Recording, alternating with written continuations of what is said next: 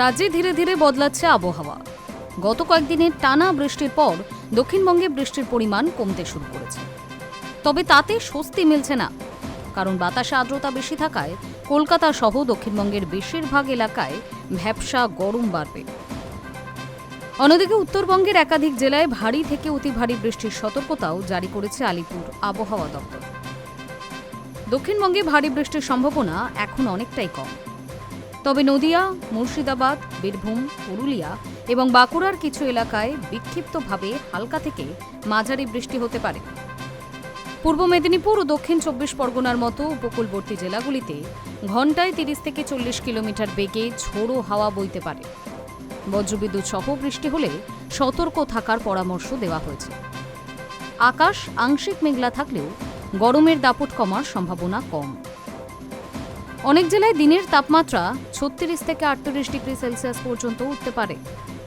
সর্বনিম্ন তাপমাত্রা 27 থেকে 28 ডিগ্রির মধ্যেই থাকতে পারে। কলকাতায় আকাশ বেশিরভাগ সময় মেঘলা থাকবে বৃহস্পতিবার।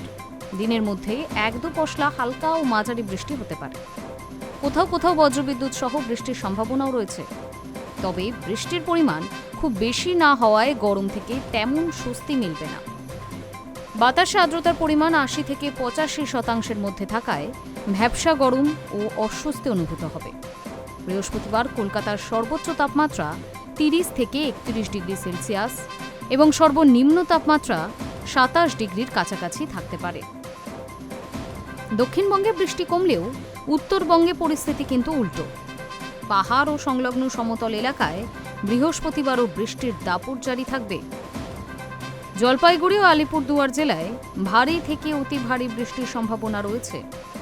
এছাড়াও দার্জিলিং, কালিম্পং ও কোচবিহারেও মাঝারি থেকে ভারী বৃষ্টি হতে পারে। টানা বৃষ্টির জেরে পাহাড়ি এলাকায় ভূমিধসের আশঙ্কাও রয়েছে। এর পাশাপাশি তিস্তা, তোর্ষা ও জলঢাকা নদীর জলস্তরও বাড়তে পারে বলেই সতর্ক করেছে আবহাওয়া দপ্তর। সব মিলিয়ে বলা যায়, বৃহস্পতিবার দক্ষিণবঙ্গে বৃষ্টির পরিমাণ কমলেও গরম ও অস্বস্তি বজায় থাকবে। কলকাতাতেও একই ছবি দেখা যেতে পারে। অন্যদিকে উত্তরবঙ্গে ভারী বৃষ্টির কারণে সতর্কতা জারি করা হয়েছে। ফলে রাজ্যের 2 প্রান্তে বৃহস্পতিবার 2 রকম আবহাওয়ার ছবি দেখা যেতে পারে। Hi News network.